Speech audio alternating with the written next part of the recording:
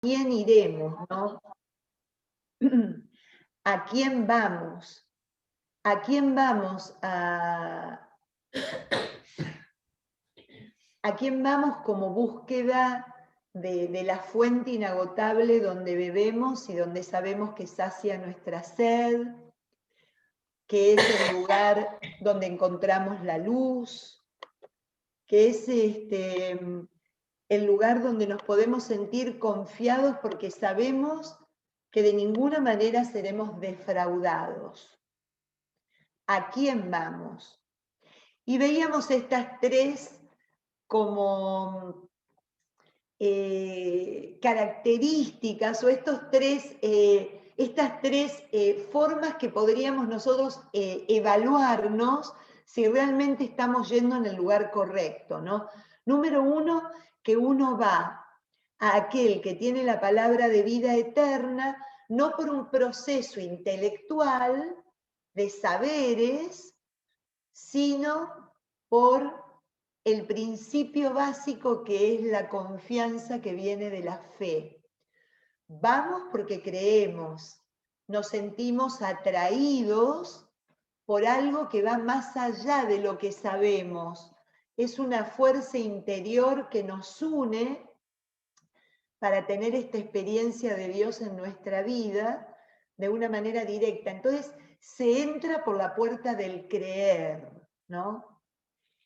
El creer que genera una confianza tal que nos sentimos impulsados no solo a quedarnos en la esfera del creer, sino seguir esto que creemos, seguir a quien le creemos. Por eso síganme, ¿no? Carguen con su cruz y síganme.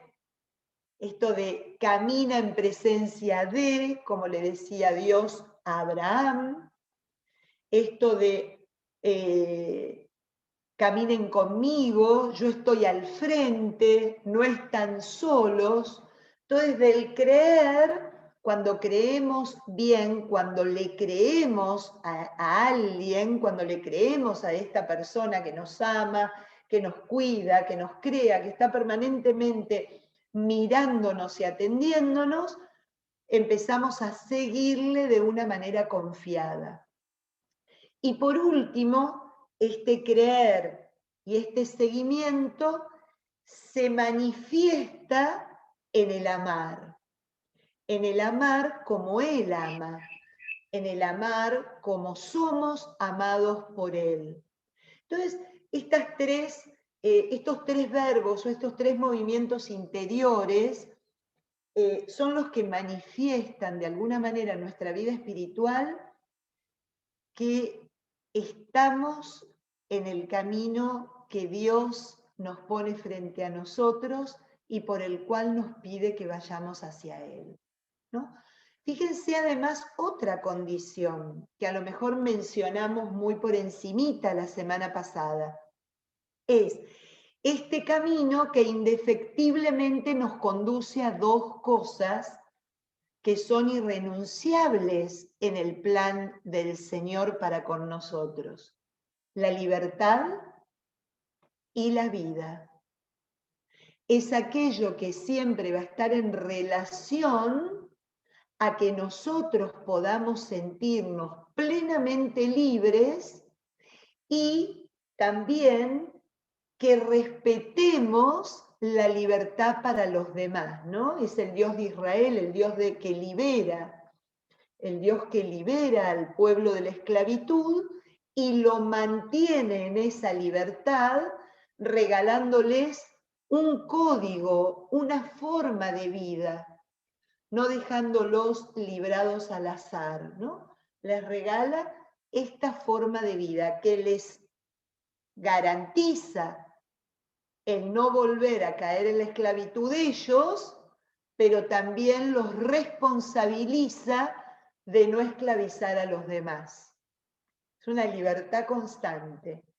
Y la vida, siempre este Dios de la libertad que me llama a creer en Él, que me llama a confiar en Él y que me llama a amar desde Él, siempre es el Dios de la vida, nunca va a ser el Dios de la muerte, de la destrucción, el Dios de la no fecundidad, es el Dios de la vida.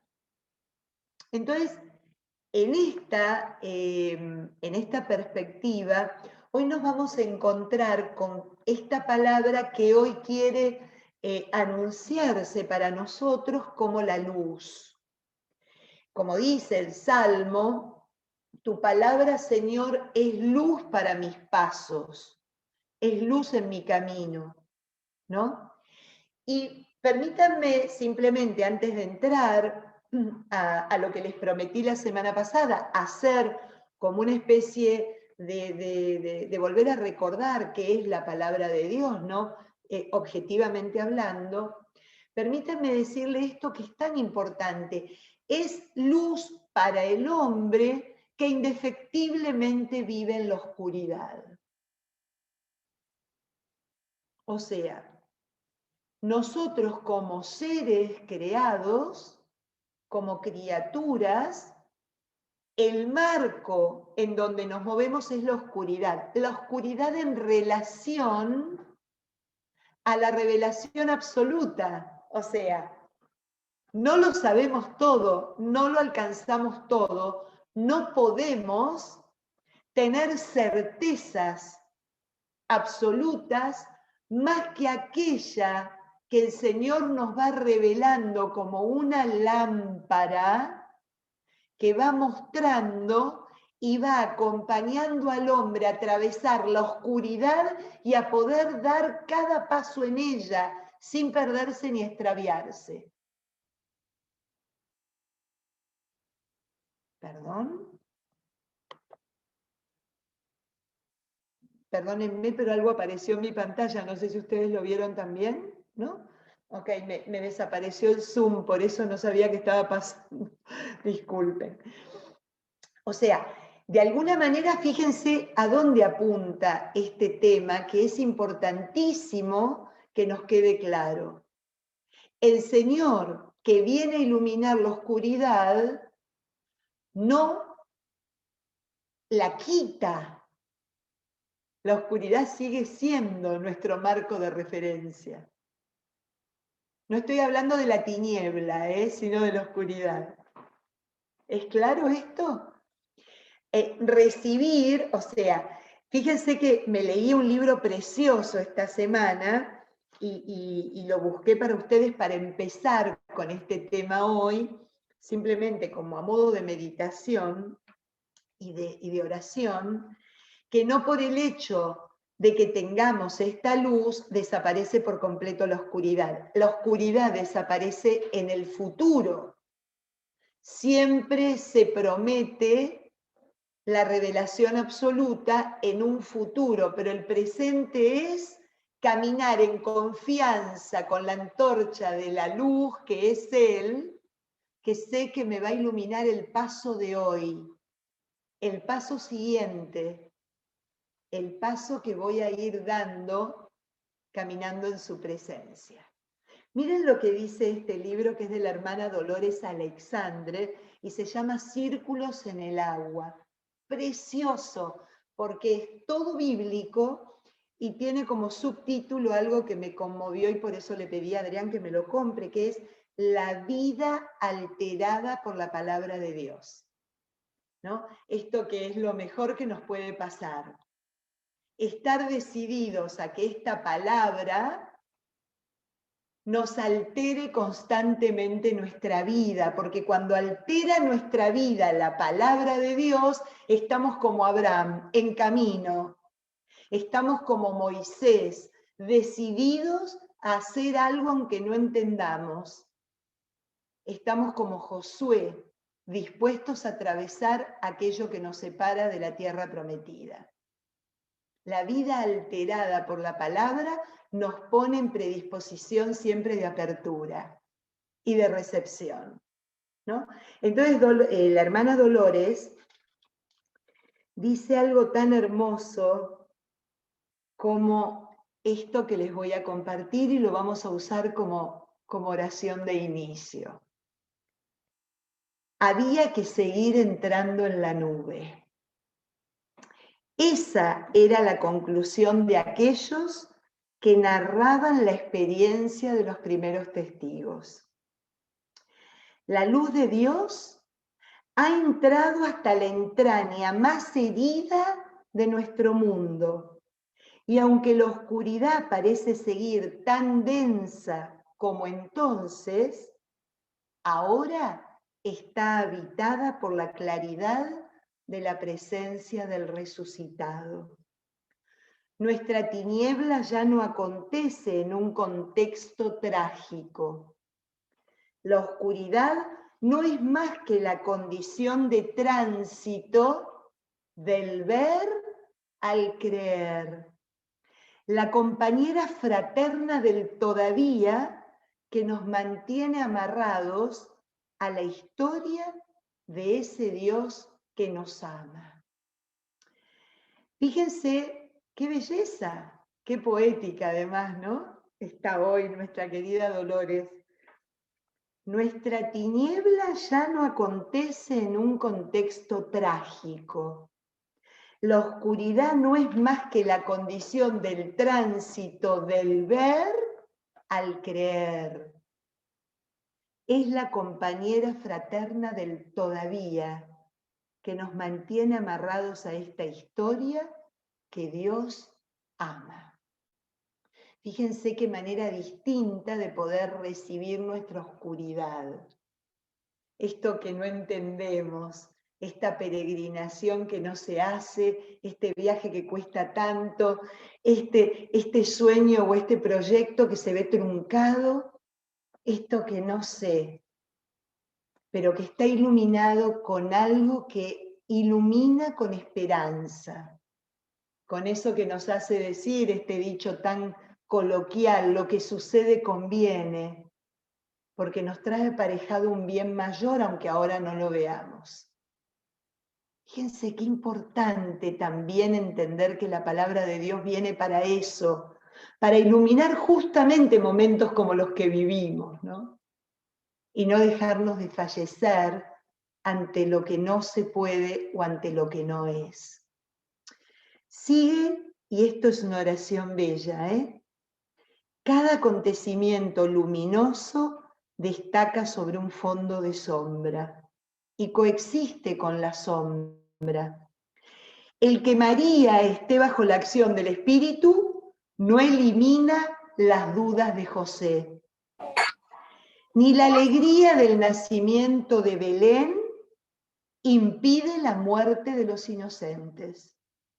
La intemperie del pesebre y la fragilidad del niño no desaparecen por más que una multitud de ejército celestial cante un himno al Dios Altísimo. El acontecimiento luminoso no exime de que lo que tiene que pasar, esta vulnerabilidad, esta debilidad, desaparezca por completo, la ilumina, le da un sentido nuevo. Fíjense que en toda la historia de la salvación hubo una luz que irrumpió en un caos y que ayudó a que existiera un orden, que se pudiera poner orden, que se pudiera vivir de una manera distinta. Pero de alguna manera la oscuridad siguió existiendo. Que hoy el Señor nos permita, en este tiempo tan especial, pasar de ser habitantes de la tiniebla a hermanos en la oscuridad. Estos hermanos en la oscuridad que son capaces de pasarse la luz unos a otros como en la noche de la vigilia pascual, para juntos iluminar con fuerza y darle un sentido nuevo a la vida de cada uno. Que el Señor nos conceda esta gracia y que hoy Santa Clara de Asís, que supo ser una pequeña luz iluminada en la oscuridad de aquel tiempo, pueda interceder por todos nosotros para que podamos ser también claras claridad en la vida de todos los que nos rodean. Amén. En el nombre del Padre, del Hijo y del Espíritu Santo. Amén. Amén. Sí, Marisa, te escucho. Tenés que quitarte el mute. Gracias. Entiendo la idea de la hermana Dolores, pero me choca que primero diga, la oscuridad es solo el tránsito entre el ver y el creer. Yo creo que debería ser al contrario. Primero tienes que creer para poder ver. Por eso, ¿Qué por clase eso. de ver es la que tenemos? ¿Cómo vemos? Por eso, mirá lo que dice la frase, lo vuelvo a leer para que no quede duda a nadie. Nuestra tiniebla ya no acontece en un contexto trágico, ¿no? La oscuridad no es más que la condición del tránsito del ver al creer. O sea, la oscuridad es lo que te permite, ya como no ves, tenés que creer, está bien, es la condición. En la oscuridad creo, no veo. Cuando nosotros vamos, experimentamos, por ejemplo, el otro día que estuvo tan bonito, y uno experimenta el quedarse sentado afuera, sin una luz encendida, cuando empieza a desaparecer la luz del día, que entra en la sombra, uno deja de ver con claridad, ahí se enciende el creer, justamente en la oscuridad se enciende el creer. Pasamos del ver al creer. Por eso la oscuridad es ¿cómo se llama? El lugar, pongámosle, donde se manifiesta la fe. Por eso los místicos hablan de la noche más oscura, porque la noche más oscura, lejos de lo que podemos comprender equivocadamente, no es la de la incredulidad, sino que es cuando la fe está más encendida. Entendido. ¿No? Gracias. Es justamente a donde hace mención. Gracias. Por eso, Patricia, que nosotros podamos ir a ese lugar hoy.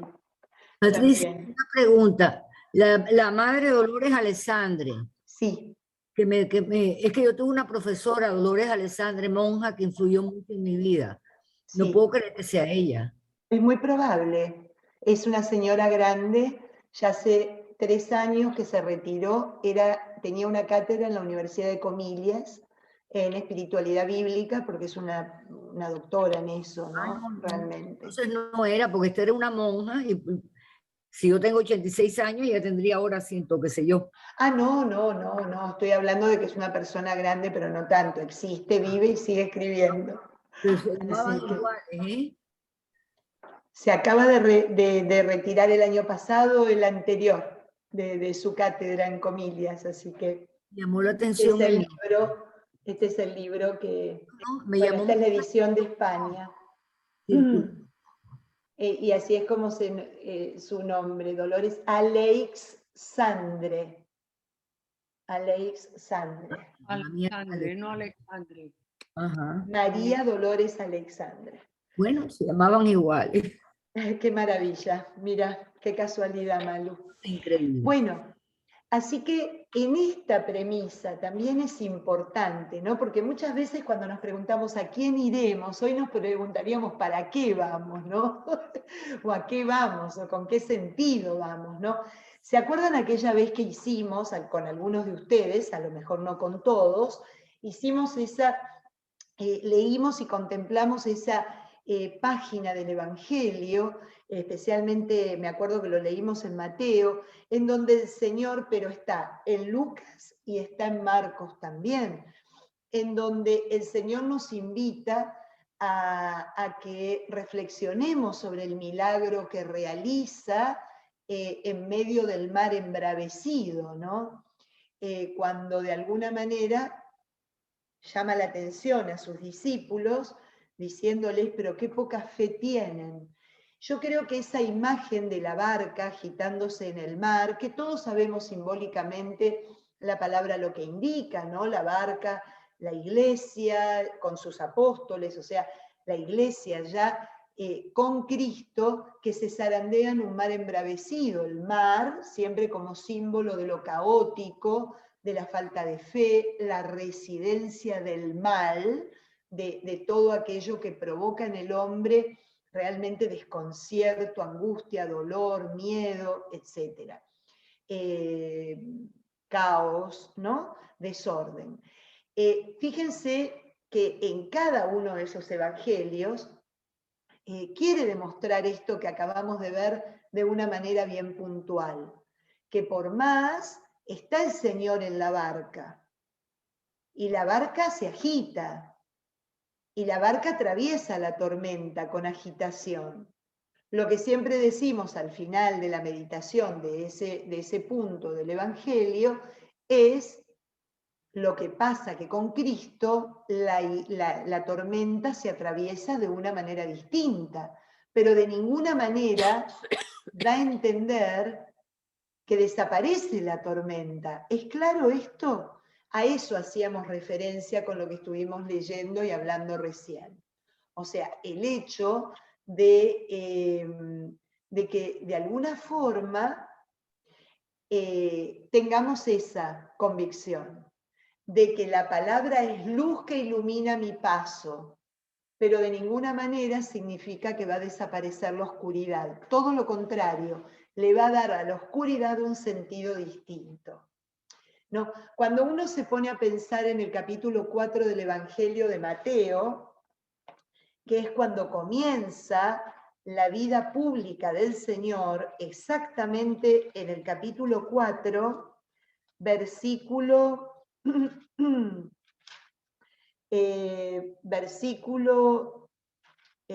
12, capítulo 4, versículo 12 del Evangelio de Mateo, dice: al saber que Juan había sido arrestado, Jesús se retiró a Galilea, salió de Nazaret y se estableció en Cafarnaúm, junto al lago, en territorio de Zabulón y Neftalí, para cumplir lo anunciado por el profeta Isaías: territorio de Zabulón, territorio de Neftalí, camino del mar, al otro lado del Jordán, Galilea de los paganos. El pueblo que vivía en tinieblas vio una luz intensa. A los que vivían en sombra de muerte les amaneció la luz. Así comienza Mateo a explicarnos por dónde el Señor quiere empezar como palabra de vida, como luz del mundo, como se va a llamar en el Evangelio de Juan: yo soy la luz del mundo. ¿Por dónde quiere empezar? Por esto, por el lugar que se vive en tinieblas, por el lugar que experimenta sombras de muerte. ¿Para qué? Para cambiar la tiniebla, para destruir la tragedia de la tiniebla y para cambiar el sentido de la muerte en vida, ¿no? Entonces, ese es realmente cuando yo me pregunto, ¿para qué voy? Voy para esto, para invitarlo al Señor que se interne dentro de mi tiniebla, bien dentro de mi sombra de muerte, y recibirlo desde ahí, y recibirlo para eso, ¿no? O sea, ahí es donde nos estamos preguntando, ahora que sé que voy a quién, el para qué. Voy para esto, voy para descubrir esto, el sentido más profundo de la vida. Bien, habiendo introducido en esto, vayamos entonces a lo que les preparé, un PowerPoint que les preparé sobre qué es la palabra de Dios para la Iglesia Católica, que muchas veces tenemos un concepto a veces equivocado, ¿no? De qué es la palabra o no, mejor dicho, no es que tengamos un concepto equivocado, no la vivimos como lo que realmente es. Vayamos a refrescar un poquito esto para que nos quede claro, especialmente para el resto del año que comienza y que compartiremos. ¿Todo el mundo ve este PowerPoint? ¿Lo ven con claridad? Sí. Perfecto. Sí, perfecto. Patricia, ¿puedes poner? Ah, no, perfecto, nada. ¿Ya está? ¿Está Malula bien? no lo verá. pero vamos a ver si lo puedo hacer foto. Se lo mando. Sí, igual yo se los voy a enviar a todos. Esto lo hice para ustedes. Ok. Y lo Así veo, que lo lo veo, voy a enviar a través de los emails y a través del WhatsApp. Así que no se preocupen. Con algunos me comunico por email, Vale. por otros por WhatsApp, así que yo se los envío a todos. No se preocupen. Gracias. ¿Ok? No, de nada, por favor. Es un placer, para eso lo hago. Bien, los pongo en mute para que no haya ruidito ambiente. Ok, bien. La palabra de Dios. Bueno, ¿qué es la palabra de Dios? ¿A qué llamamos nosotros palabra de Dios? Bueno, yo siempre lo pongo a Jerónimo, nunca dejo de ponerlo. Todos los que han estudiado conmigo hace añares ven que me acompaña. ¿Por qué? Porque, bueno, Jerónimo le dio un toque en el siglo IV de la era cristiana, le dio un giro a la importancia que tiene que el pueblo de Dios esté en constante presencia, esté expuesto a la palabra de Dios constantemente. No puede ser que la palabra de Dios esté vedada.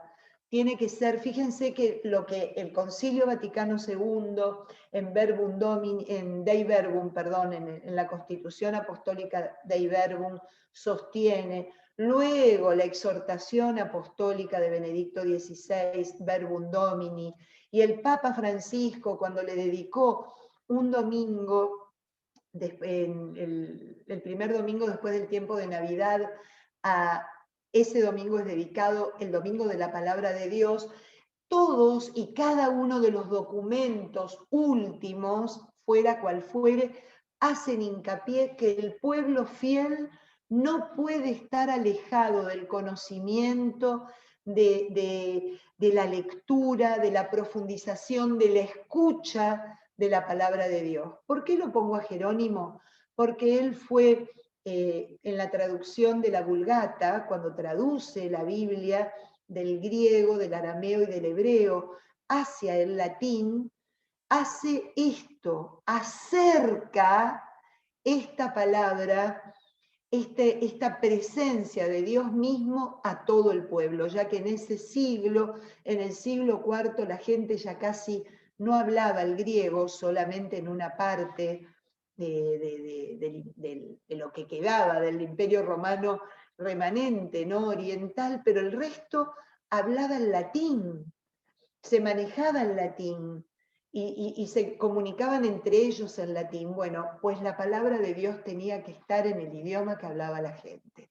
Por eso lo tengo en tanta estima, porque un hombre hace tantos siglos atrás sentía la convicción y esta presencia, esta palabra de Dios en su corazón que le hacía acercarla a todo hombre, por más que no supiera leer, ya el hecho de escucharla en su lengua vernácula, en su lengua habitual, la hacía cercano, la hacía realmente cercana a su persona, cercana a su corazón. Por eso para mí es tan importante y no se puede empezar este tema sin mencionar este hecho tan magnífico de la traducción de la Vulgata que dio la posibilidad que hoy tengamos esto que tenemos en nuestra mano, ¿no? Las Biblias traducidas al idioma que dominamos y que entendemos. Simplemente un recorrido que ya lo mencionamos la semana pasada. La palabra es, la palabra, esta palabra de Dios, es existente antes de toda escritura, o sea, antes de que existía la Biblia, la palabra de Dios ya era, porque es eterna, porque es la que crea, por eso es creadora, es la que da el ser.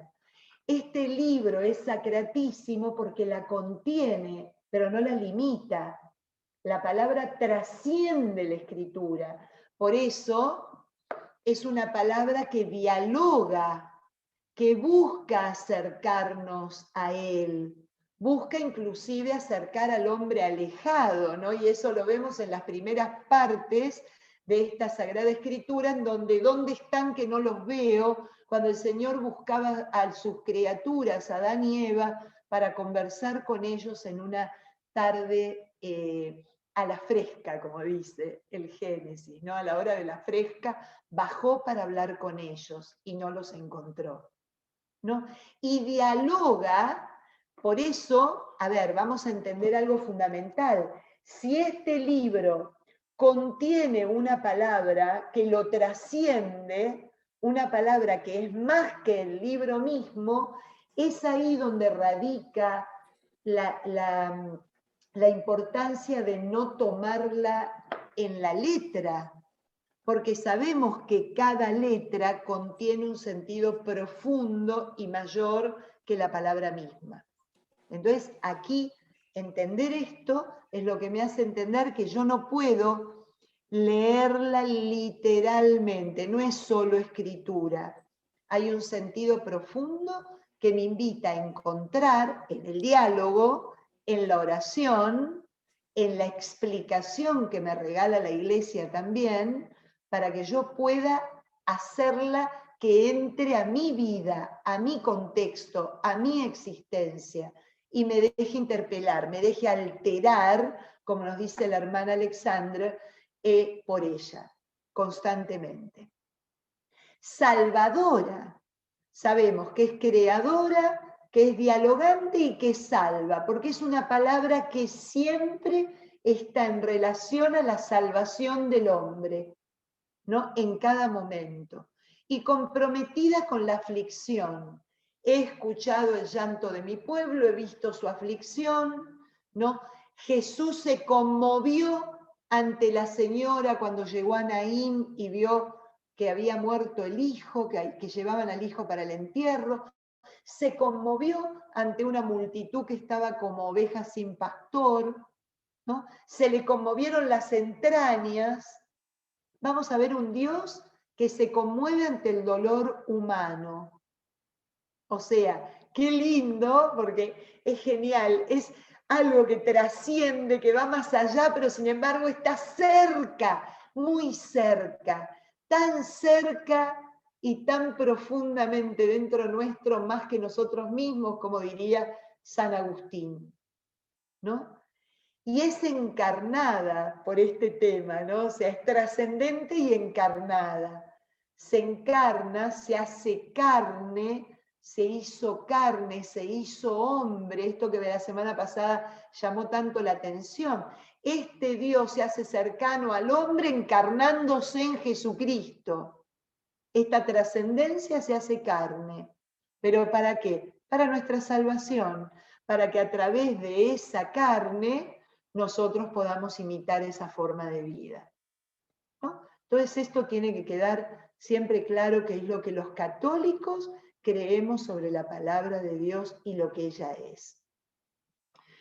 Dios se comunica, entra en contacto con nosotros, o sea, cada vez que nosotros, fíjense qué bonito, cada vez que nosotros nos abrimos ante la palabra de Dios, por eso qué importante en la misa es escucharla con el corazón abierto y prestar atención a cada una de las palabras que lee el lector, que proclama el lector y que proclama el sacerdote en el Evangelio. ¿Por qué? Porque es de la manera que el Señor se está comunicando conmigo. Me está queriendo decir algo hoy, aquí y ahora a mí.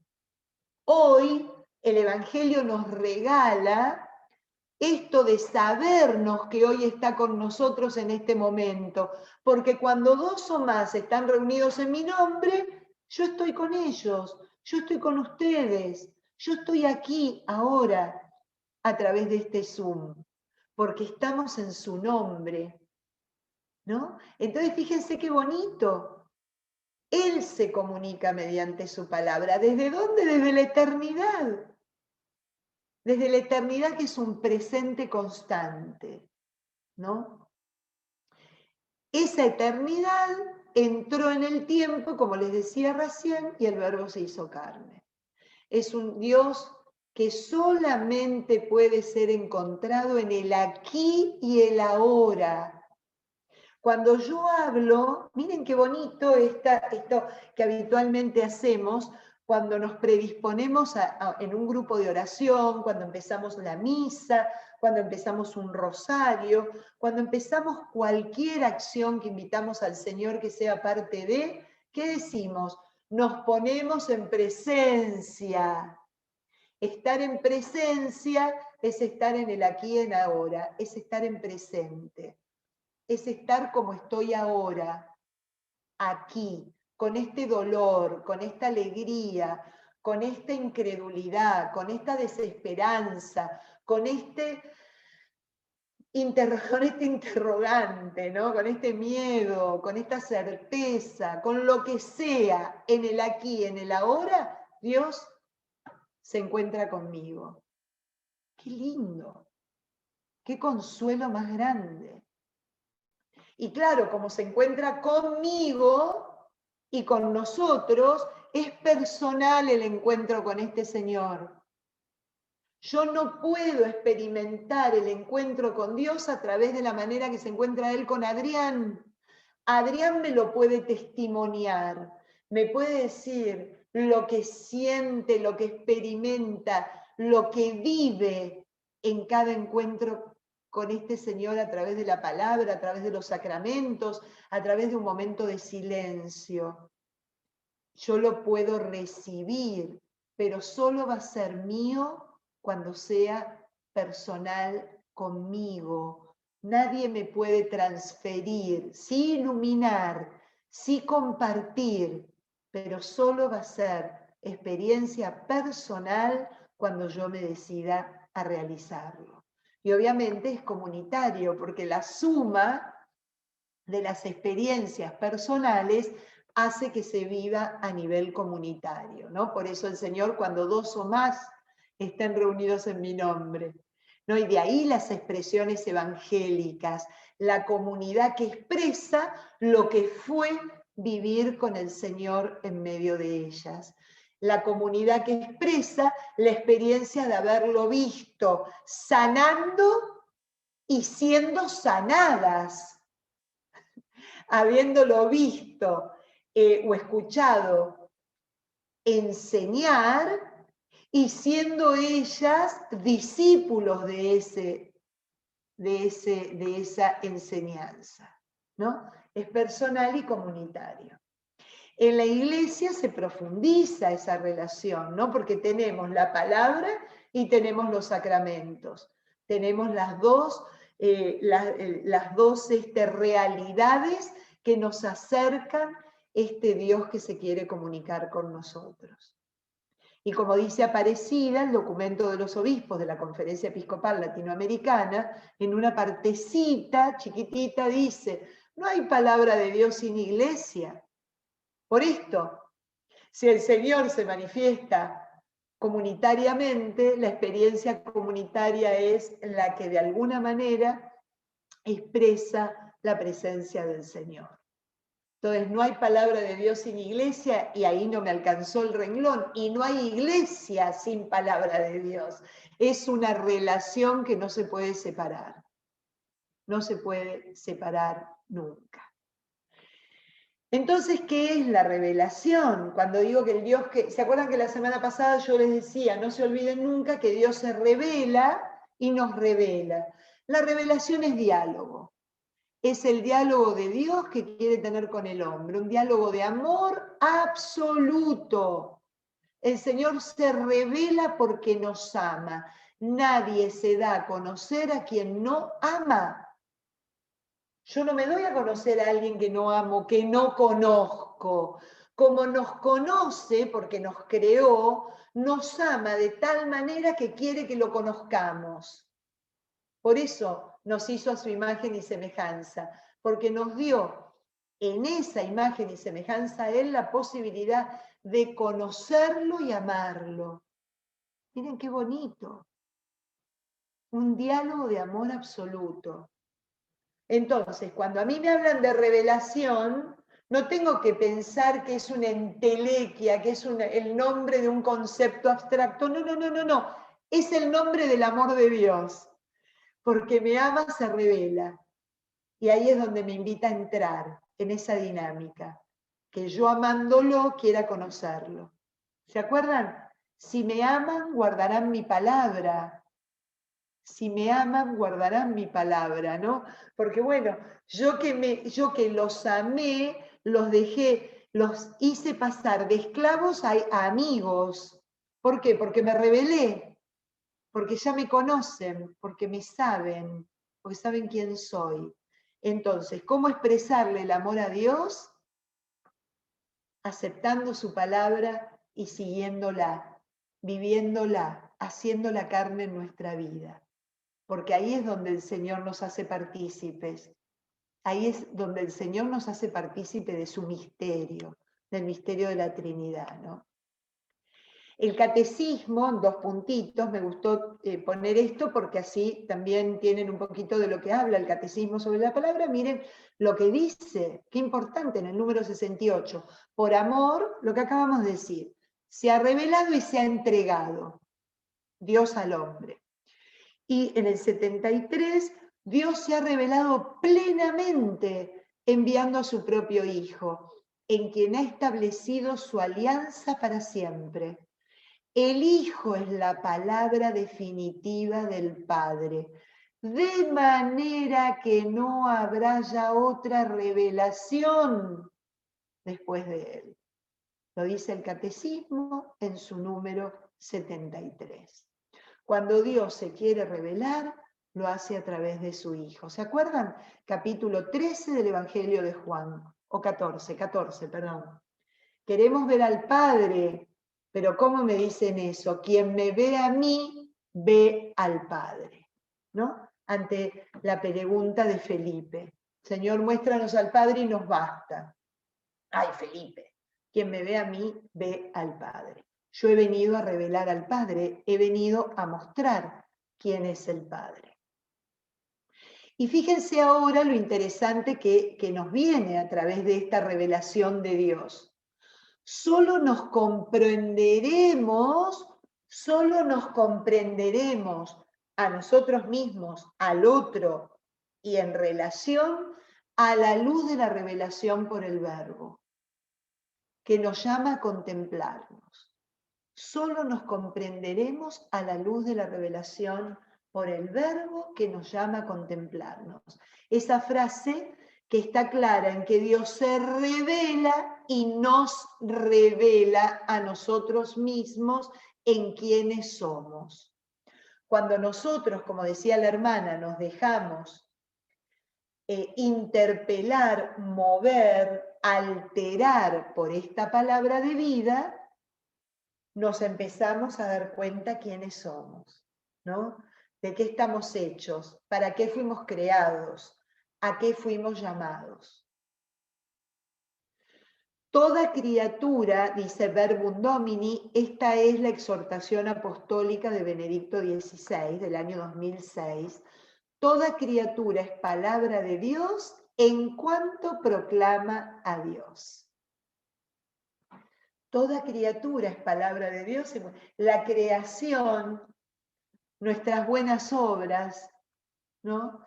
Nuestra palabra de aliento, es palabra de Dios en el contexto de la creación. Toda la creación es el lugar donde se desarrolla la historia de amor entre Dios y el hombre.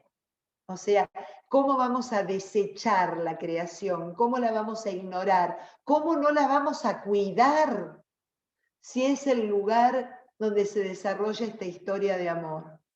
Es como destruir ese lugar lindísimo en el recuerdo que teníamos donde nos encontrábamos con nuestros maridos cuando éramos novios, ¿no? Es como querer destruir ese lugar de unión o de la primera unión. No. Hay que cuidarla porque es el lugar donde se desarrolla. Fíjense cómo implica todas las áreas de nuestra vida. Y el motivo del amor, el motivo de este amor entre Dios y el hombre es su salvación. Lo que Dios quiere es que nosotros nos salvemos. Esa salvación que nos regala y nos trae Cristo, ¿por qué? Porque nos libera del pecado, nos libera del egoísmo, nos libera de la muerte, ¿no? La salvación del hombre. Dios pone la ley en el corazón del hombre, ¿no? Como dice Pablo y como dice también el Deuteronomio. Y la palabra nos ayuda a valorar la exigencia de vivir según la ley. Miren qué pasó. Israel se había quedado con la ley. Y Cristo les trae de nuevo la palabra de Dios para que no se olviden lo que es vivir según esa palabra. La ley cobra sentido si no la separamos nunca de la palabra de Dios, porque si no se convierte en un, ¿cómo se dice? En un catálogo, ¿no? El decálogo sin diálogo es catálogo, decía el padre Charpentier. El decálogo, los 10 mandamientos, las 10 palabras, la ley, eso es lo que simboliza. Sin diálogo, sin este amor, se convierte en un catálogo, no se convierte en una forma de vida. Y me esclaviza, como dice San Pablo en Gálatas y en Romanos. Quien conoce la palabra, conoce el sentido profundo de toda criatura. Por su palabra realizamos nuestra acción. ¿De dónde sale eso? De la pesca milagrosa en el Evangelio de Lucas. Por tu palabra, Señor, en tu nombre tiraré la red. Y la red salió llena. Por su palabra realizamos nuestras acciones, ¿no? Y por su palabra es como construir nuestra vida sobre base sólida. Es la base de piedra. Es la Constitución, la base de piedra. Perdónenme que aquí veo que hay unas preguntas.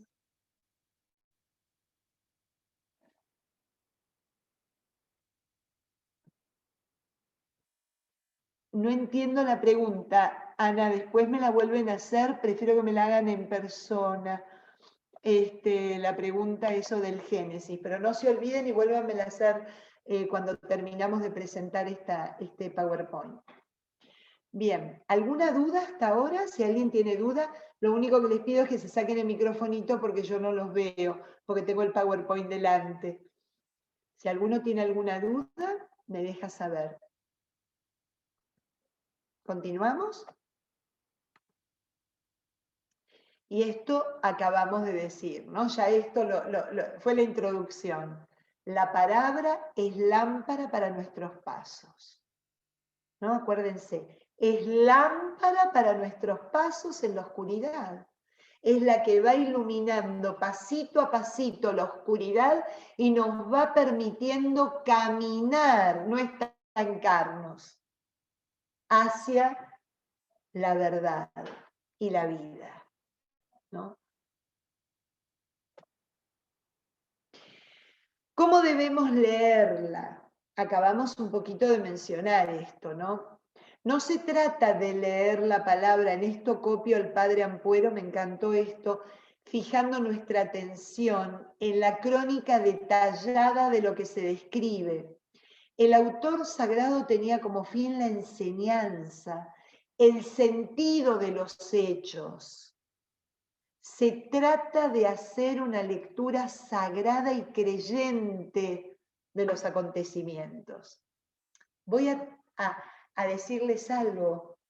Esto nos llama también a cómo leer nuestra propia vida y nuestra propia historia. Voy a hacer una paráfrasis, ¿no? Lo voy a llevar a esto.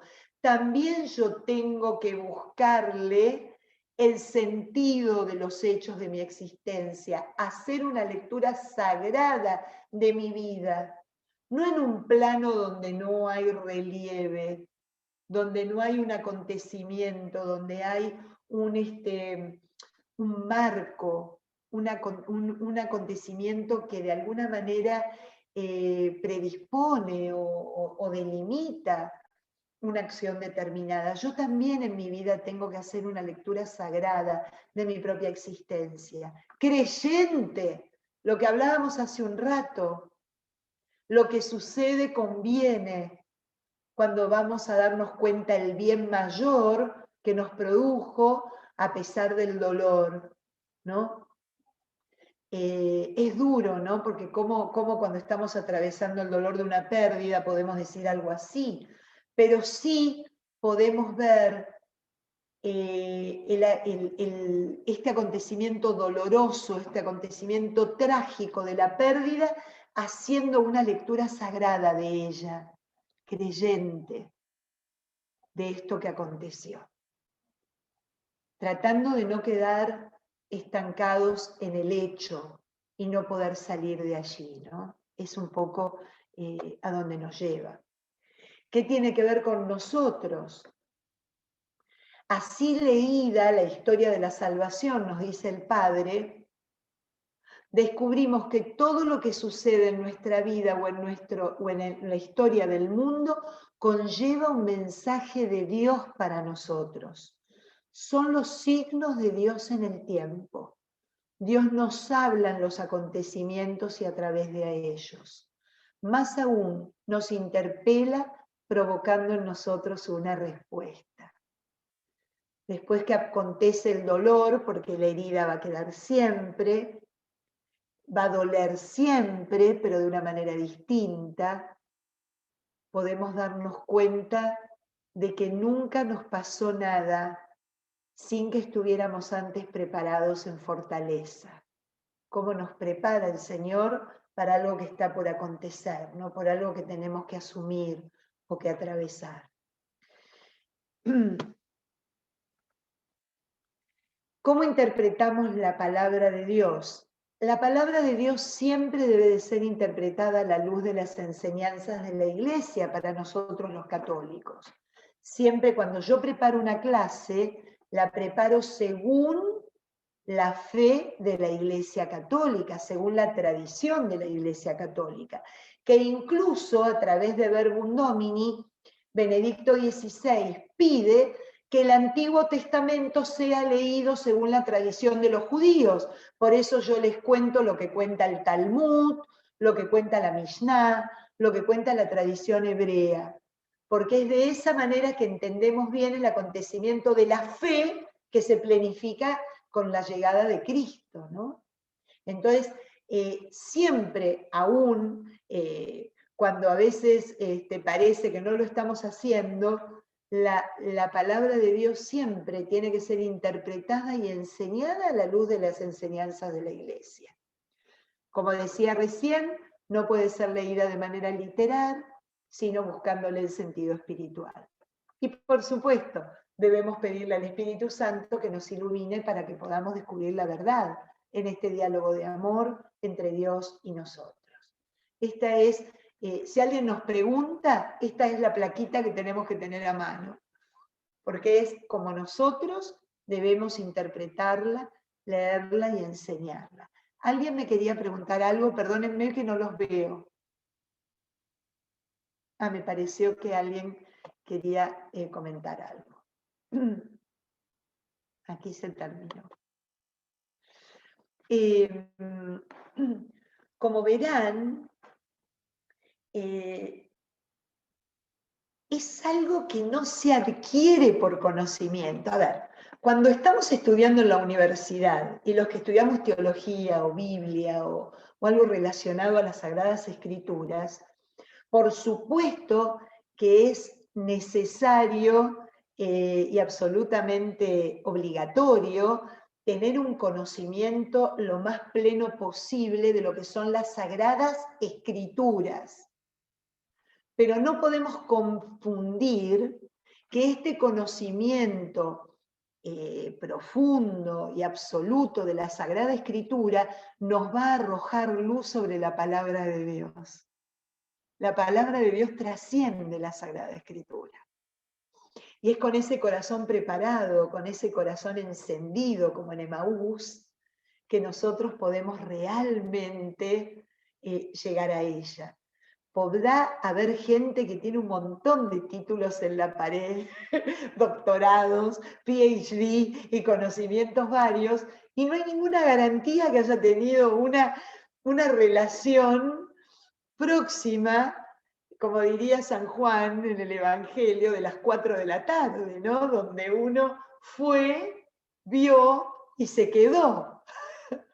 Eso es entrar dentro. Por eso me parecía importante mostrarles a ustedes ¿qué es la palabra de Dios? ¿No? Porque uno siempre, cuando habla de palabra de Dios, inmediatamente apela al conocimiento de la Sagrada Escritura. Y es así, pero sepan que no es solo eso. ¿Eso queda claro? Me gustaría escucharles si tienen alguna duda o pregunta. ¿Qué me preguntaban, Ana María? ¿Estás todavía? Porque no te veo. Ana María, hiciste una pregunta que no entendí escrita. Sí, soy Milton. Ah, Milton, perdón. ¿Qué tal? Bien, Buen gracias. día. La pregunta era si en Génesis 1:3, cuando Dios Yo no dijo, te escucho bien, Milton, discúlpame. la pregunta es si en Génesis 1:3, cuando Dios dijo, hágase la luz, eso, la primera palabra, las palabras fueron dichas en hebreo. Claro. Sí, sí, sí. Barajar,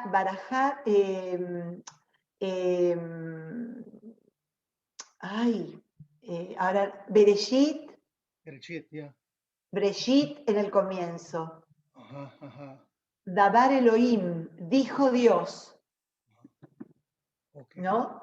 Sí, en hebreo, absolutamente, eso fue escrito en hebreo, sí, sí. No, fue cuando Dios lo pronunció en hebreo. Según la fe, sí, por eso es el idioma sagrado por excelencia para los judíos, que aún cuando empezaron a utilizar el idioma yiddish como forma coloquial en la Europa Oriental, nunca dejaron de rezar en hebreo y de leer en hebreo, porque era el idioma de Dios. Acuérdense este detalle.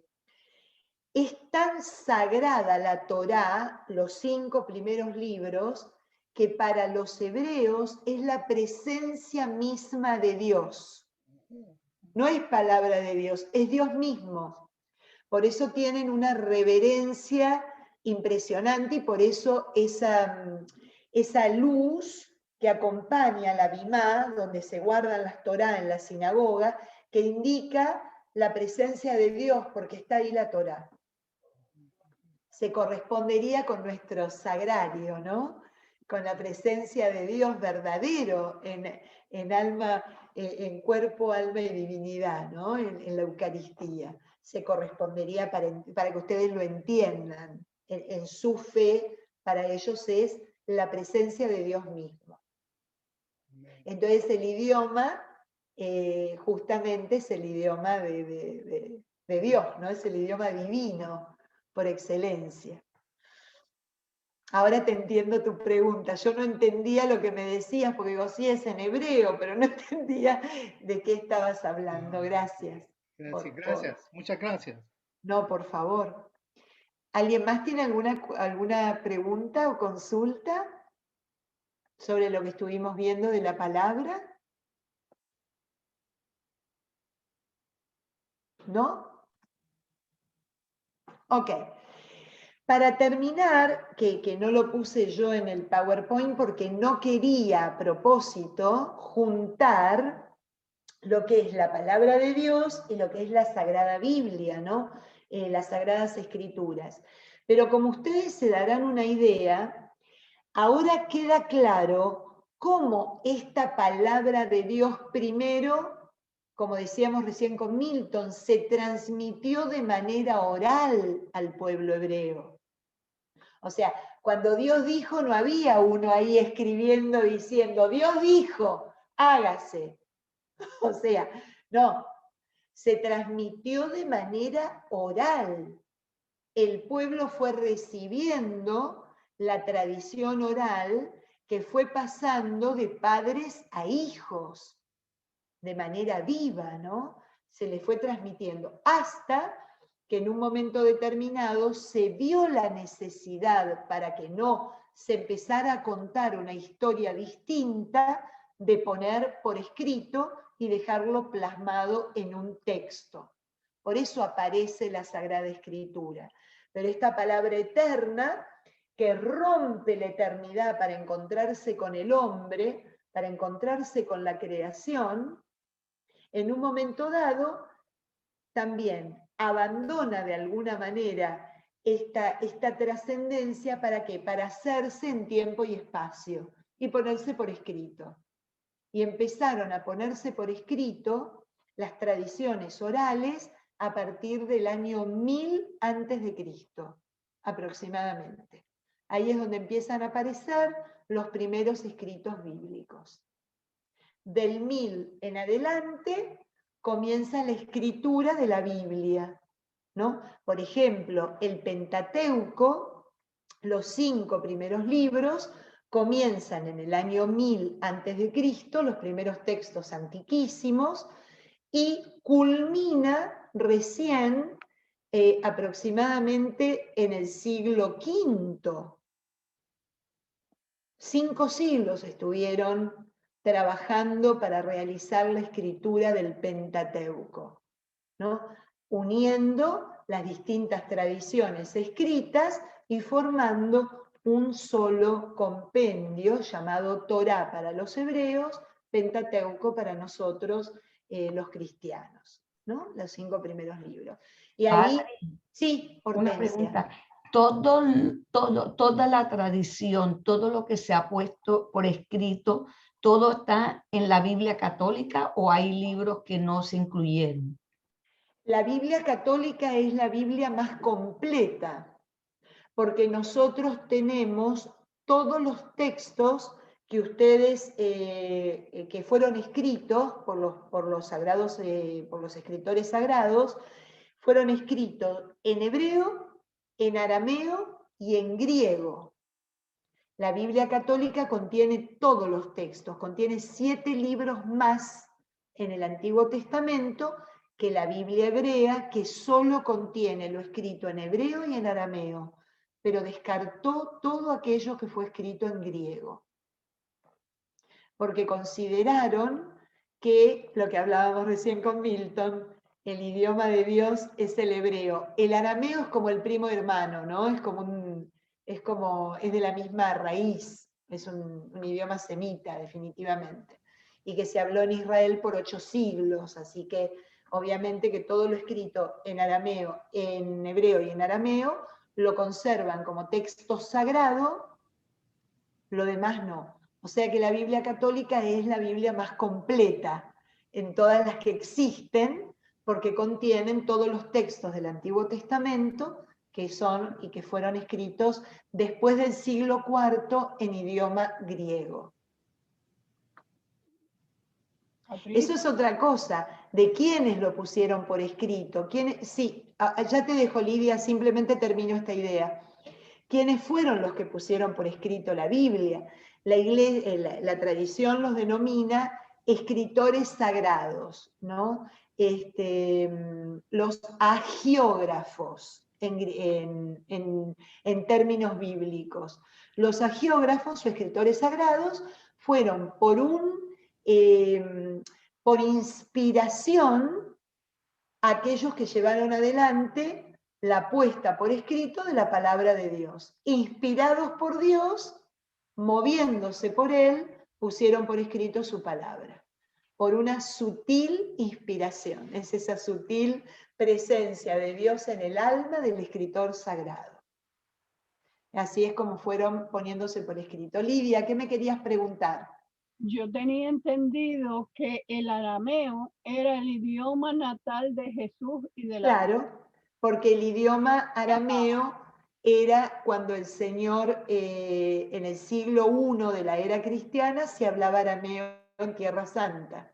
Exactamente. Okay. El arameo empezó a entrar a Tierra Santa cuando los persas ayudaron a los judíos a reconquistar Jerusalén. ¿Se acuerdan que la semana pasada leíamos un poquito de Nehemías, el libro de Nehemías? En ese momento, cuando comienza la reconstrucción de Jerusalén, y vuelven a entrar el pueblo que había sido llevado al exilio, cuando entran empiezan a incorporar el idioma arameo, por la influencia que habían tenido de haber vivido tantos años fuera, comienza el arameo a estar presente después del exilio de Babilonia. ok. Ahí es donde comienzan. Imagínense que esto fue aproximadamente en el 500 y pico, o sea,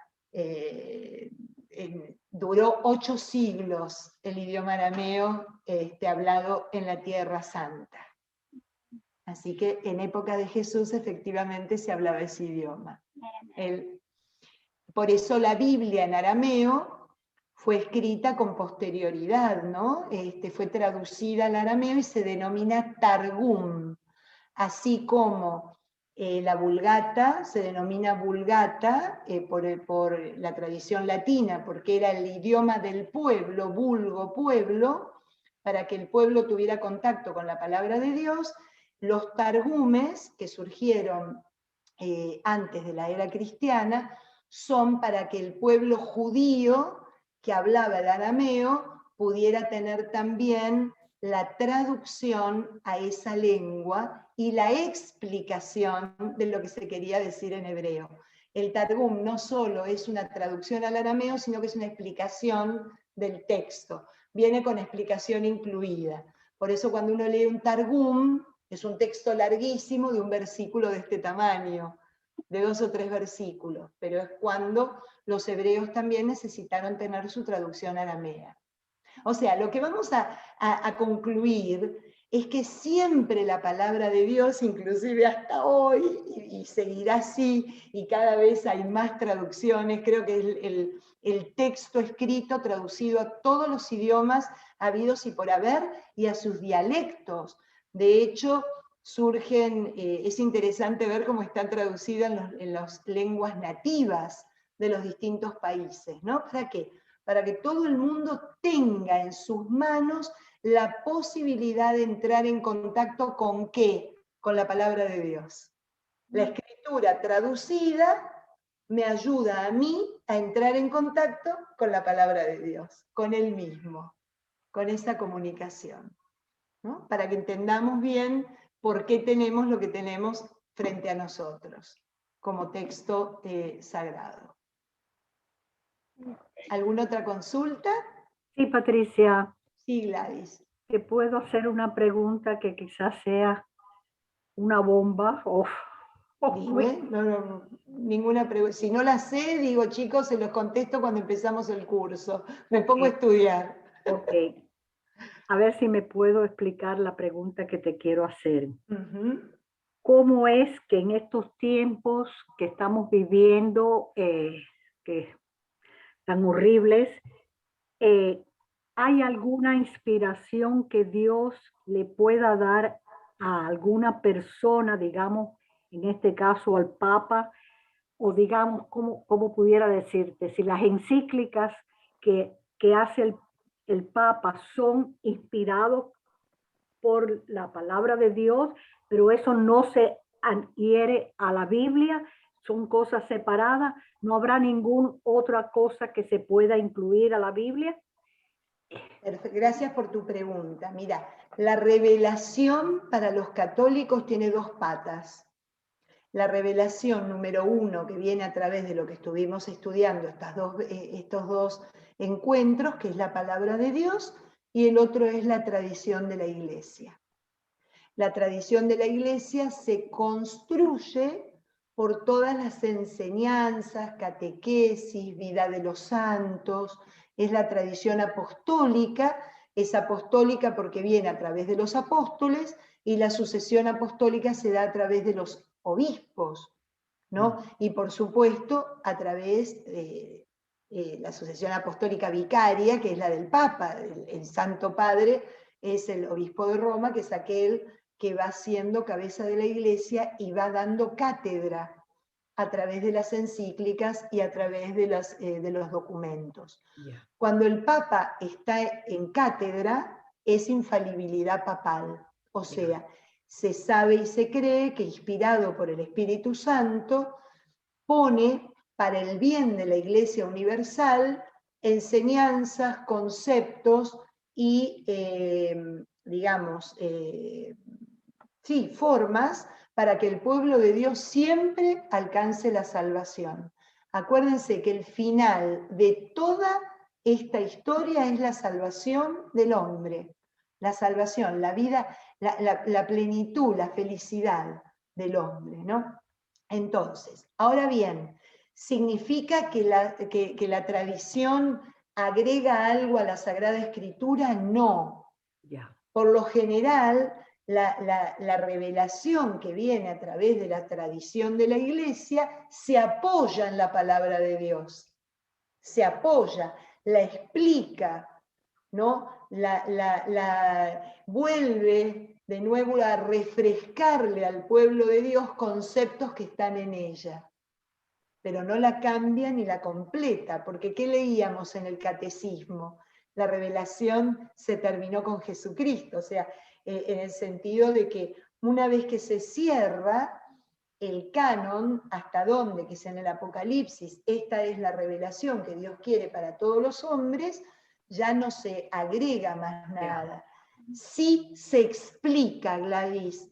Lo que hace la tradición apostólica es explicar esta palabra, esta revelación de Dios en el día a día del hombre, de acuerdo a los acontecimientos que el hombre esté viviendo en ese momento. Porque claro, ¿por qué necesitamos esa parte de la revelación en la tradición de la Iglesia?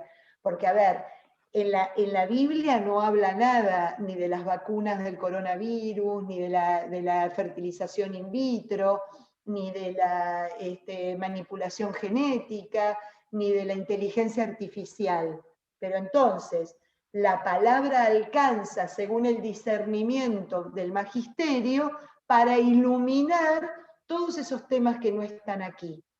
Y por eso la tradición continúa, y por eso también se lo considera parte de la revelación, porque Dios se sigue revelando en su iglesia. Eso es lo que creemos los católicos.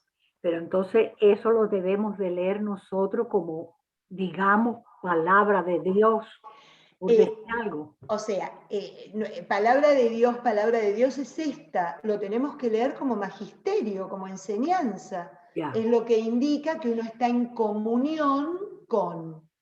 Por eso, cuando una persona ¿no? Se opone a la autoridad del Papa, ¿no? O no acepta, voy a hacer algo extremo, después del Concilio Vaticano II, el movimiento de Lefebvre, que no aceptó ni la autoridad papal, ni la autoridad del concilio, ni los cambios del concilio, que forman parte del magisterio, forman parte de la tradición, forman parte de la revelación, quedan completamente excomunicados, pero no porque alguien los haya echado, sino porque ellos no creen ni adhieren a esto que es la Iglesia, y que la Iglesia ve como necesario decir, sostener y mantener para el bien del hombre de ese momento, para el bien del hombre actual. Ya, gracias Patricia. Por eso es doctrina, eso se llama doctrina, ¿no? Marca doctrina. La doctrina es lo que uno sigue para decir, bueno, formo parte de esta familia. Así a grandes rasgos le estoy contestando para que esté clara la cosa, ¿no? Es Gracias, importante. Patricia. Gracias. Entonces yo puedo coincidir o no con un obispo, con el Santo Padre, con lo que sea, en opiniones, en formas de puntos de vista y demás, pero en la escritura, en lo que es documento, eso lo único que me queda a mí es leerlo, aprenderlo y vivirlo. Nada más. O sea, no me queda otra, como católico, y por eso tenemos la obligación de estar ayornados en los documentos que la Iglesia va sacando, porque es los documentos que nos van diciendo cómo vivir la fe en el día a día. En el día de hoy. Gracias, Patricia. De nada, Gladys, gracias por tu pregunta. Patricia, tengo una pregunta. Sí, Tú acabas de decir, bueno, déjame echar un poquito para atrás. Con todo, yo tengo amigas que están muy metidas en la iglesia, son muy creyentes, etcétera, etcétera. Y de repente he escuchado, yo no comulgo con el Papa Francisco, él no es santo de mi devoción, lo de los cambios de la misa en latín es un drama. Y yo lo he mirado como que no es que yo tenga que comulgar con el Papa fue elegido, tenemos que creer que por el Espíritu Santo y está allí Ahora, el hecho de que, como que yo no estoy de acuerdo, yo no comulgo con el Papa, a mí me levanta una pregunta de rebeldía, de desobediencia, de falta de fe. Ahora, tú hiciste un comentario ahora mismito que era, puede que yo no esté de acuerdo con un obispo o con un papa, pero eso como es palabra, es una persona puesta allí por Dios, no. Sí, Como lo que estoy tratando es de reconciliar. Yo no he entrado en discusiones con nadie, pero tengo amigas de que esto de la misa latina es un drama, un doomsday, yo no comulgo con el Papa. Una cosa que quiero aclararles, Pati. Todos los papas de todos los tiempos tuvieron seguidores y detractores, porque somos seres humanos. O sea, a algunos le gusta, a otros no le gusta. Tuvo una oposición tremenda, desde Pedro hasta nuestros días. O sea, eso es recontrahumano. Lo que yo quise decir, y que quede bien en claro, que yo, en el modo de opinar, yo siempre hago el mismo chiste, pero una cosa muy sencilla. El Papa es de San Lorenzo y yo soy de Boca. A ver, y eso no significa que yo no lo respete como mi vicario en la iglesia. Para mí es el Papa, es el vicario de Cristo. No me cabe duda de que hay cosas que nosotros en humildad deberíamos tomar como que no sabemos, porque él tiene la mirada universal y yo tengo la mirada de Palmetto 8330 del Southwest 171 calle. O sea, yo no sé nada. Tenemos que tener la humildad esa, ¿no? Y además Correcto. tener la humildad de que cuando alguien dice algo, leer en contexto de lo que está diciendo, ponerlo en contexto, siempre en contexto. ¿Puede dar una opinión que yo no esté de acuerdo? Obvio que puedo dar una opinión que puedo no coincidir cuando opina sobre algo, pero el Papa sigue siendo mi Papa, sigue siendo mi vicario, sigue siendo la cabeza de la Iglesia que merece mi respeto y mi obediencia. That's it. Ok. Todo lo demás es comentario, como diría Gamaliel, Gilel. La ley queda resumida en amar a Dios. Perdón, la ley queda resumida cuando respondió en no le hagas al otro lo que no quieres que te hagan a ti. Todo lo demás es comentario. Bueno, todo lo demás es comentario, obviamente, pero lo importante es que nosotros tenemos que tener en claro la reverencia que nos da su presencia, porque Él está siendo el vicario de Cristo. ¿Viste? Y mi fe va más allá de lo que me parece, de lo que me gusta, de lo que no me gusta. O sea, uno a lo mejor no coincidía en todo lo que decía Juan Pablo, en todo lo que decía Benedicto, en todo lo que decía Juan XXIII, Pablo VI, Pío XII, pero la fidelidad a su representación no puede estar en duda. Correcto. Ok. Mil gracias. No, de nada, de nada. Así Patricia. que bueno, humildemente esto, así que, pero bueno, pero en todos los tiempos hubieron problemas como me decía un amigo mío que es arzobispo, siempre lo criticaron, no solo lo criticaron, a uno lo quisieron matar, ¿se acuerdan? A Juan Pablo lo quisieron matar, o sea, ahora acaban de amenazar de muerte a Francisco. Te quiero decir, siempre pasa, en todos los tiempos, porque bueno, porque no se puede agradar a todo el mundo. No todo el mundo, inclusive algunas cosas le gustan a unos, otras cosas le gustan a otros. Yo creo que hay que entender el motivo de lo que pasó con la misa en latín. Yo no creo que el Papa haya tenido ningún interés de hacer absolutamente nada, de excluir a nadie. Sí tuvo que poner un poquito de orden porque se estaba desmedrando, se estaba yendo fuera de cauce eso.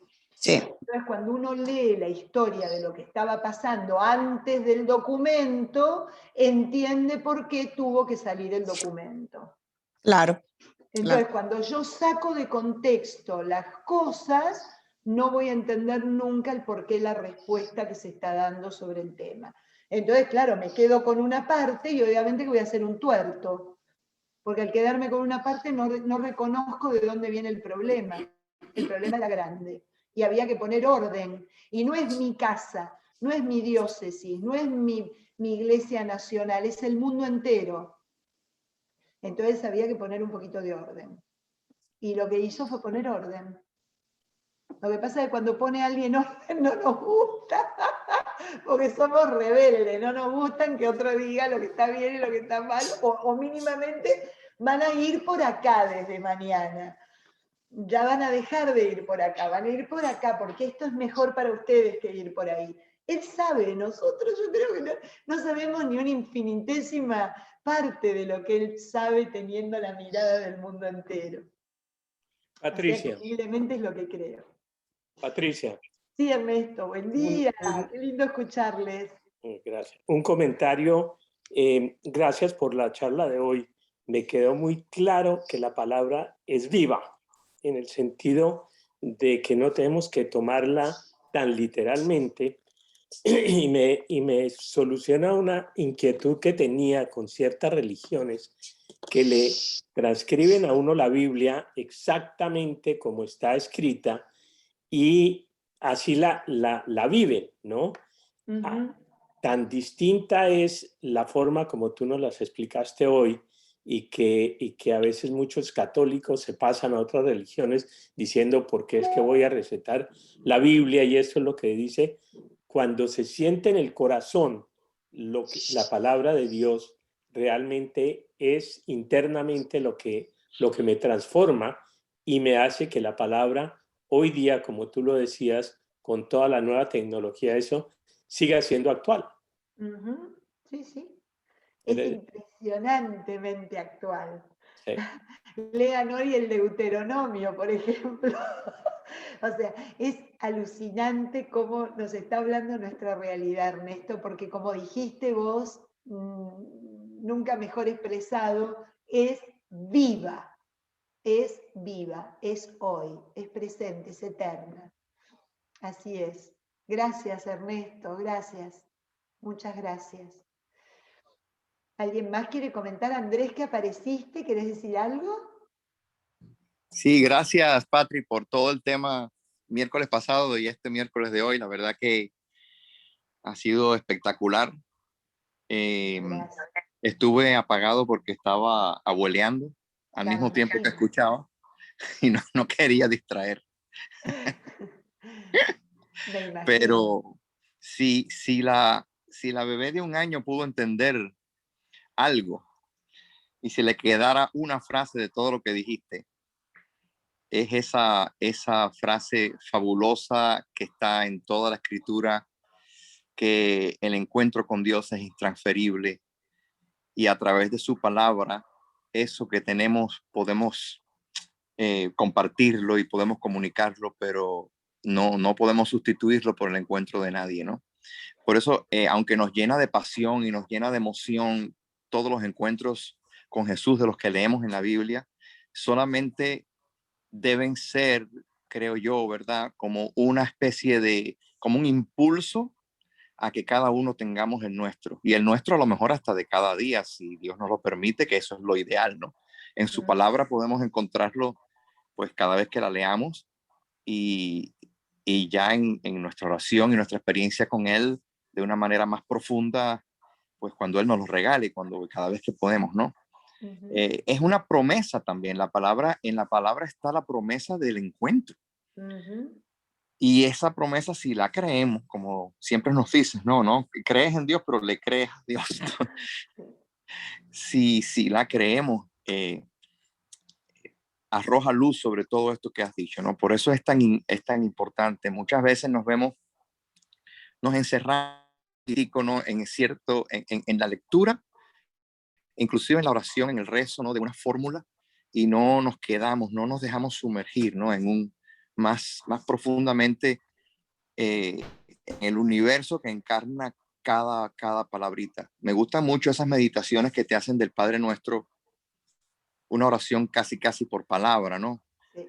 Me gustaba mucho la manera de rezar que proponía Anthony de Melo y otros sacerdotes de la respiración. Es decir, no deberías decir la próxima palabra sin respirar y volver a exhalar. Es como que cada palabra necesita tiempo para que te des cuenta de qué estás diciendo y no repetirnos como loros, ¿no?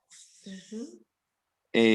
No sé, todas estas cosas que has dicho que arrojan tanta luz sobre cómo leer la palabra, cómo estudiarla, cómo aprenderla, no como si fuera un capítulo tras otro, ¿verdad? Tengo una amiga que un día me dijo, yo estoy muy orgullosa porque yo estoy seguro que aquí, a pesar de ser un centro católico, una escuela, no sé qué, nadie se ha leído la Biblia de principio hasta el final y yo sí lo he hecho. Y bueno, está bien, ¿no? Alabado sea el Señor, pero no es la manera tampoco, no se trata de la Caperucita Roja, ¿no? Que desde que salió con la cesta hasta que la abuelita casi se la come. ¿No? Así es, así es. ¿Se acuerdan? Una vez yo hice una charla que empecé diciendo que un seminarista de rabino fue a presentarse a su maestro, y muy orgulloso el joven le dijo, llega a la presencia del rabino viejito, sentado en su escritorio, humilde, y le dice, ay, rabino, estoy contento porque ya me leí, ya pude leerme la Torá y completamente la tengo profundamente desde el principio hasta el final, porque pasé varias veces de un lado y del otro. Entonces el rabino lo mira, no le dice nada y le dice, pues ahora, hijo mío, vas a sentarte y la vas a volver a leer, para que en lugar de tenerla tú a ella, dejes que ella te posee a ti. Porque el tema del deseo del hombre de poseer a Dios es tan grande que después nos queda la falsa sensación que lo tenemos, lo sabemos y lo debemos pontificar, siendo que lo mejor que nos puede pasar es que siempre estemos poseídos por Él, ¿no? Y tomados por Él y con la sensación de que nunca lo podamos abarcar, al menos hasta que se cierren nuestros ojos, ¿no? Claro, Así que claro. es eso. Leerse toda la Biblia no tiene ningún mérito, salvo que Y algo queda, ¿no? Algo queda. es. Porque miren, la Biblia se lee, la palabra se escucha. La Sagrada Escritura se lee, la palabra de Dios se escucha. Escuchamos a Dios cuando leemos la Biblia. Pero podemos leer la Biblia sin escuchar a Dios. Entonces, la idea mía en este Señor a quien iremos, que cuando vayamos nos encontremos con Él. O sea, que realmente podamos ir a la Escritura para escuchar al Señor que nos habla. Ese es. Claro. Y que en en esa respuesta de Pedro, ¿verdad? Que usa al mismo tiempo las dos palabras. Señor, ¿a quién iremos? Porque solo tú tienes palabra de vida eterna. O sea, yo creo que en eso, no sé si fue allí donde Jesús le responde, esto no lo has dicho tú, ni lo aprendiste, te lo ha revelado mi Padre que está en el cielo, ¿no? Algo así, ¿no? Eso se lo dice cuando lo confiesa como hijo de Dios vivo. Tú eres el hijo de Dios vivo, algo así, ¿no? Pero, es decir, provienen un poco quizá de la misma, del encuentro de verdad. El encuentro No, personal. como la otra vez, ¿no? Cuando se dieron cuenta en el monte de la transfiguración que no sabían lo que decían, pero lo estaban diciendo correctamente, porque donde está el espíritu muchas veces sin saber lo que dice lo está diciendo correctamente.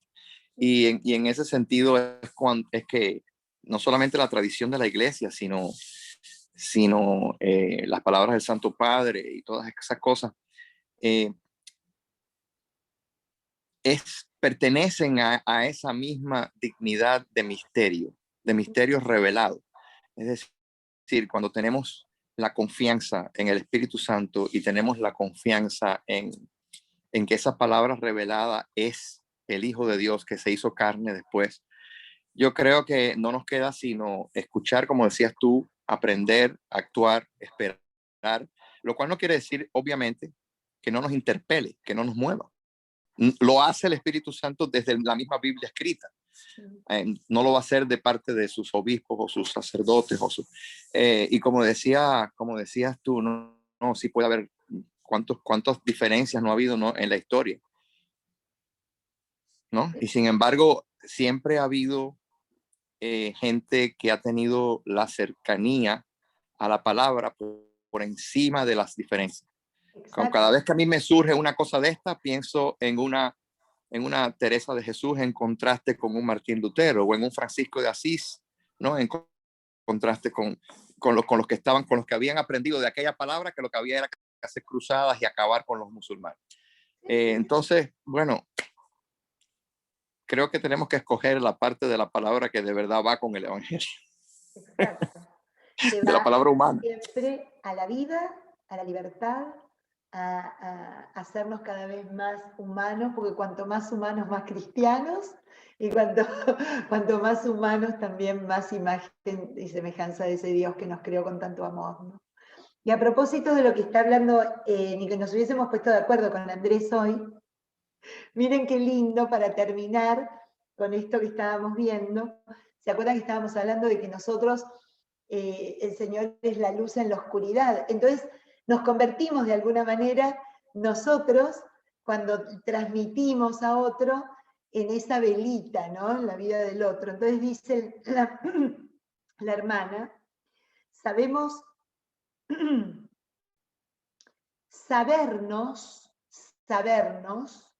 más que poseedores de una luz que otorgamos generosamente a otros, hermanos que la comparten. O sea, sabernos más que poseedores de una luz que otorgamos generosamente a otros, hermanos que la comparten. Me pareció una idea tan importante que la voy a tomar como motu para los catequistas.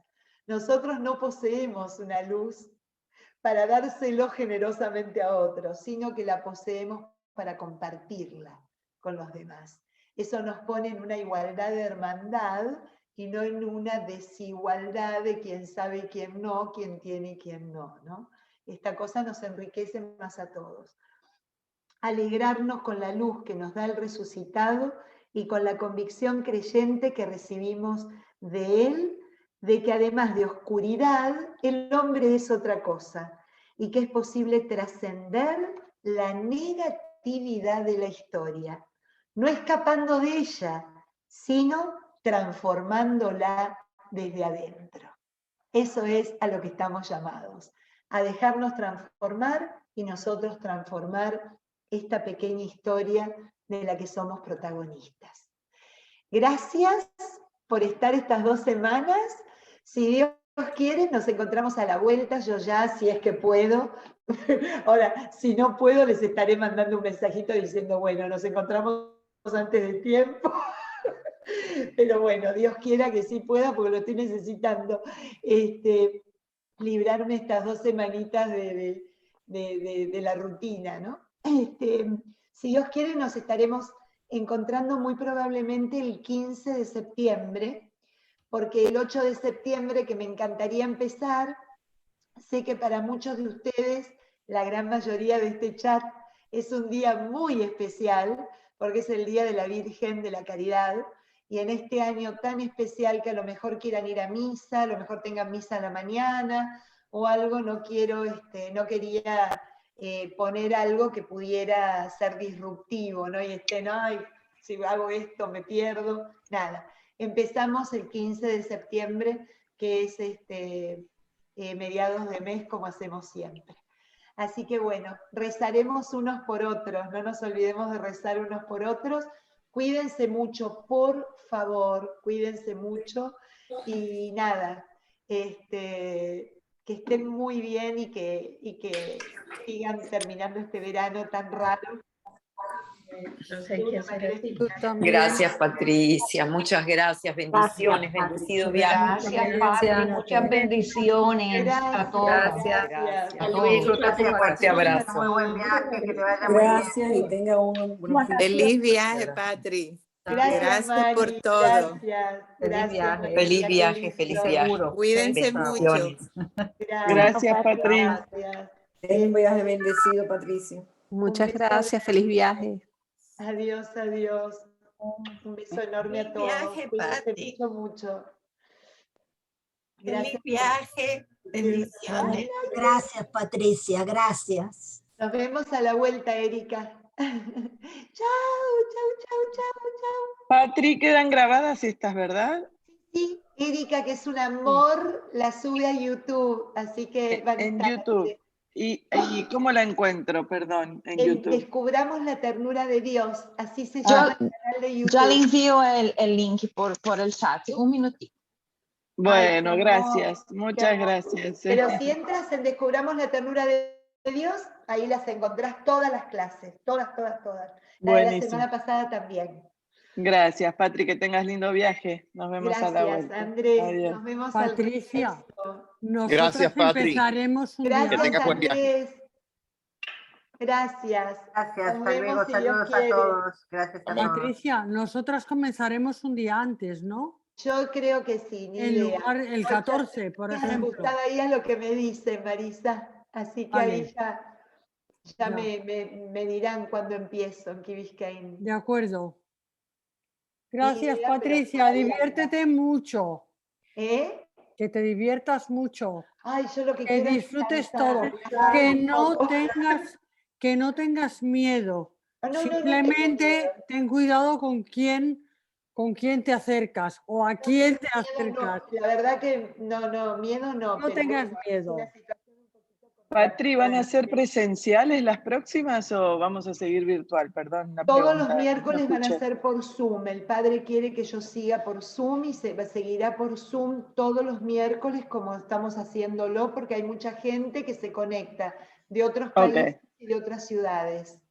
Buenísimo. Bueno, muchas gracias, Patri. De nada, de nada. El martes Adiós. creo que va a ser presencial y por Zoom, algo de eso. Ahí Erika puso, Andrea, Erika. Sí, ahí lo vi. Así Genial, es. gracias. ¿Las de San Gracias. Tomás van a ser presenciales o por Zoom? No, ahí tengo que hablar con el padre Alejandro, a ver qué haremos. Lo que el padre me diga, lo haremos, si Dios quiere. Bueno, gracias por todo, Patricia, y diviértete. Gracias, Lidia, un cariño a la gente de por allí. Cuídate. Un beso. Bye, Patri. Chao, hasta luego, gracias. Patri. Buen viaje, Carmen, ustedes también. Gracias, un beso a Adriana enorme. Le digo, Disfruten ahora le mucho. digo. No quiero a saludar porque estaba empapado recién. Lo agarró la lluvia. Nos vemos Muchas en gracias. septiembre, Dios mediante. Que Dios los acompañe. Patri, Muchas gracias. gracias. Muchas gracias. Muchas A ustedes también. bendiciones para ti, para Adrián, para toda la familia. Feliz viaje. Gracias, Iraida linda, gracias. Eres maravillosa, de verdad, gracias. ¿Qué va? Esos piropos que me ponen colorada. Me ponen colorada tus piropos. Que les vaya muy bien y cuídense mucho, por Dios, ¿eh? Se los pido. Adiós, adiós. Espero que tu hija esté mejor, Ana. Gracias.